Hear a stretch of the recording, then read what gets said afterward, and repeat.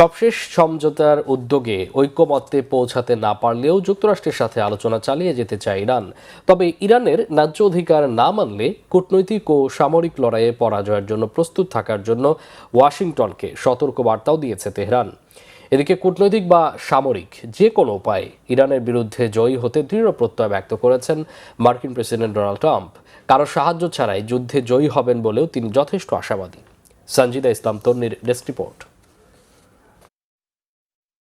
ইরানের মাটির নিচে থাকা 90% মিসাইল ও অস্ত্রের ঘাঁটি এখনও পুরোপুরি সচল ও অক্ষত রয়েছে। খোদ মার্কিন গোয়েন্দা বিভাগের গোপন প্রতিবেদনের বরাত দিয়ে নতুন করে এমন বিস্ফোরক দাবি করেছে খোদ মার্কিন সংবাদ মাধ্যম নিউ ইয়র্ক টাইমস।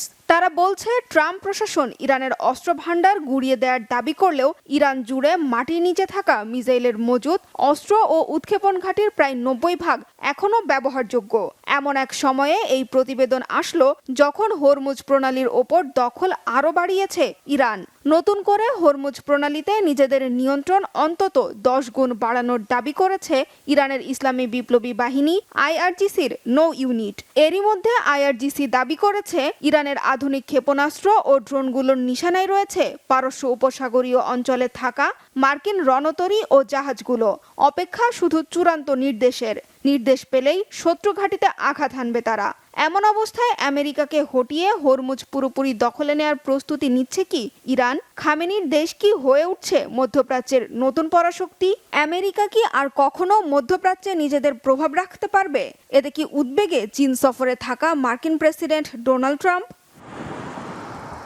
ইরান আমেরিকার মধ্যে সংঘাত পুরোপুরি বন্ধ করতে একটি চুক্তি নিয়ে যখন চলছে চরম দর কষাকষি আর তীব্র মতবিরোধ, ঠিক তখন হরমুজ প্রণালীতে নিয়ন্ত্রণ আরও 10 গুণ বাড়ানোর দাবি ইরানের। আগে হরমুজ ও হেঙ্গাম দ্বীপের চারপাশের 20 থেকে 30 মাইল এলাকা ইরানের নিয়ন্ত্রণে থাকলেও এখন নতুন করে পূর্বাঞ্চলের জাস্ক শহর থেকে পশ্চিমের সিরি দ্বীপ পর্যন্ত প্রায় 300 মাইল এলাকার দখল নিয়েছে ইরানের নৌবাহিনী। আর এর মধ্য দিয়ে ইরান ওই অঞ্চলে নিজের আধিপত্য আর দখলদারিত্ব পাকাপোক্ত করার ঘোষণা দিল বলে মনে করছেন বিশ্লেষকরা।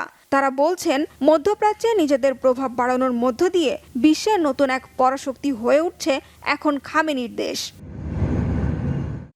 আর ইরানের এই প্রভাবের খবরের ওপর নতুন করে ঘি ঢেলেছে খোদ মার্কিন সংবাদপত্র নিউ ইয়র্ক টাইমসের নতুন এক প্রতিবেদন। মার্কিন গোয়েন্দা সংস্থার গোপন তথ্যের বরাত দিয়ে তারা বলছে, যেখানে মার্কিন অস্ত্র ভান্ডারের মজুদ প্রায় শেষ, সেখানে ইরানের 90% অস্ত্র এখনো অক্ষত।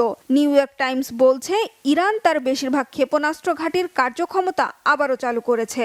কৌশলগতভাবে গুরুত্বপূর্ণ হরমুজ প্রণালীর পাশে থাকা 33টি মিসাইল ঘাঁটির মধ্যে 30টি এখন পুরোপুরি সচল এবং আঘাত হানার অপেক্ষায়।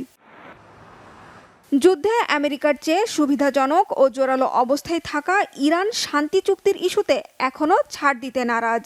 ইরানের পররাষ্ট্র মন্ত্রণালয়ের মুখপাত্র ইসমাইল বাঘেই সাফ জানিয়েছেন, ইরান কেবল তার ন্যায্য অধিকার চাই। যুক্তরাষ্ট্র ও ইসরায়েলের চাপিয়ে দেওয়া যুদ্ধ শেষ করে আঞ্চলিক নিরাপত্তা নিশ্চিত করতে চাই। শান্তি প্রস্তাবের নামে জোর করে চাপিয়ে দেয়া কোনো সিদ্ধান্ত মেনে নেওয়া হবে না বলেও হুঁশিয়ার করেন ইরানি মুখপাত্র। সঞ্জিদা ইসলাম তন্নি, বাংলা ভিশন নিউজ ডেস্ক।